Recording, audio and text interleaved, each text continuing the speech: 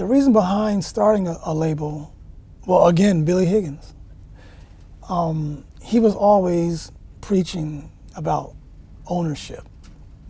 Like it's not enough to produce the music, but we have to have some type of ownership in how the music is distributed, and that way you don't have to answer it to anybody regarding who's going to play on the record, stuff like that. And even before that, my father was always, in general, talking about owning something and not just being a consumer, okay? But Billy Higgins really crystallized it and said, look, you know, this is what you need to do. Don't just be a drummer. And he would give examples like Max Roach and Charles Mingus, I guess, had a label many years ago, WJ3 Records. So years before I actually did it, I was always thinking about it. And around 2000, you know, I had made a few demos and had got them to a few companies. No takers, so I figured, well, I was working a lot at that time, so I saved up some money, made a recording, put it out, you know, saved up some more money, did another one, you know. For the first few years, it was just basically losing money, you know, so it's an expensive hobby, but eventually you're not losing money anymore. You're breaking even. So, you know, and then once a Cyrus Chestnut or an Eric Reed decides that they want to record for you, then you're officially legitimate. So here we are with WJ3 Records, you know.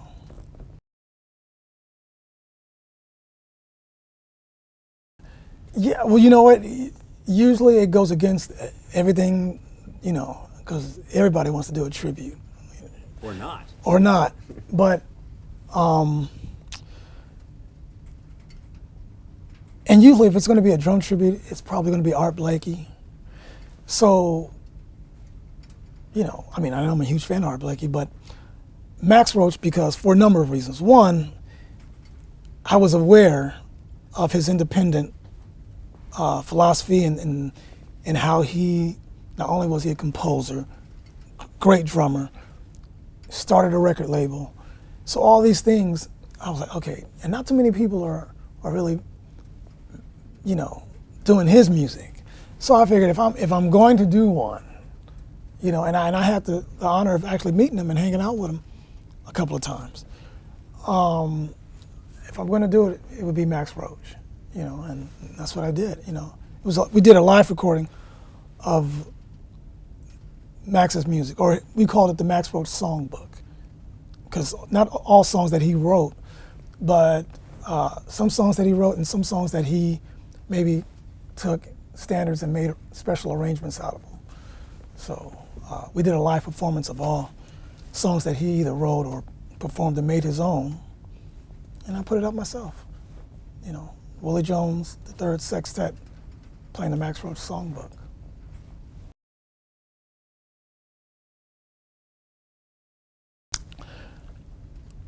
Well, I mean, I picked certain songs from my favorite period of Max. I mean, I love all his music from all periods, but I just figured, well, if I was on an island and what's my favorite period of Max that I could listen to, I would say it would be from early 50s with Clifford to the late 60s when he had the band with Charles Tolliver and Gary Barnes. So that was the, you know, the eras that I chose from. And I I basically started out with maybe 15 songs and then just scraped away until I got to like 7 or 8. And we went from there. You know, I didn't want to do all of the most famous songs like Cherokee and Dahoo, you know, but we picked some nice ones. There's a Gary Bartz composition. Oh my God, I'm spacing on it. Well, there's a Stanley Cowell composition called Equipoise that we recorded, and we used that one. Can't think of the Gary Bartz tune right now. Can't believe it. Libra, one of my favorite tunes that Max recorded, so we use that one, you know.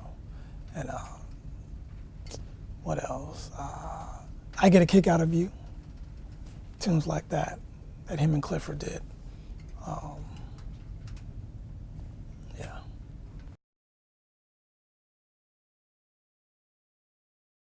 It was a one-time deal. Right. But Philly Joe, I mean. Yeah, so it was Philly Joe. It wasn't. I sort of Well, hear a lot of. well, I mean, he's one of my. He's a major influence. Yeah. Like Billy Higgins, he's my favorite. He's the greatest. All right. Billy Higgins, Philly Joe, Max, and then of course Roy Haynes and Elvin. You know, I mean, there's a lot of other great ones too. Jimmy Cobb, Lou Hayes, but you know, Mount Rushmore for me. Billy Higgins, Philly Joe, Max, Elvin, Roy Haynes, you know, and then Jimmy Cobb and Lou Hayes, right there too, you know.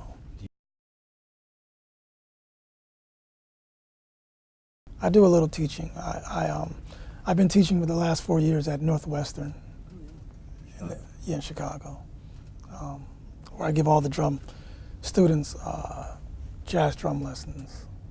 The jazz students and the classical percussionists.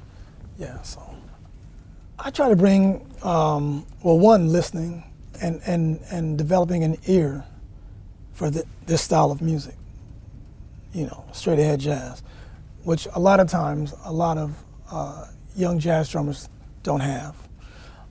Developing a ride cymbal, developing a touch for the ride cymbal. And then also just mastering the rudiments, you know, making them swing and applying that in the context of playing within a jazz ensemble. That's the most important thing that I try to get over to the students.